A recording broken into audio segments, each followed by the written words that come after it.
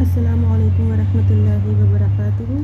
آج کی حدیث عن ابی ہریرہ رضی اللہ عنہ عن النبی صلی اللہ علیہ وسلم قال لا يقبل اللہ صلاة احدکم اذا احدث حتى يتوضأ۔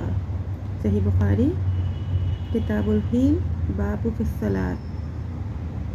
ترجمہ اس حدیث کا، حضرت ابو ہریرہ رضی اللہ عنہ روایت بیان کرتے ہیں کہ نبی کریم صلی اللہ علیہ وسلم نے فرمایا، اللہ تعالیٰ تم میں سے کسی کی نماز قبول نہیں کرتا جب وہ بے وضو ہو جائے، حتیٰ کہ وہ وضو کرے، یعنی بغیر وضو کے نماز قبول نہیں ہوتی۔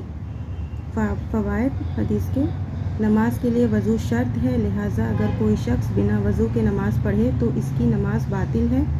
نماز ادا کرنا چاہیے، نماز کی قبولیت کی فکر کرنا چاہیے۔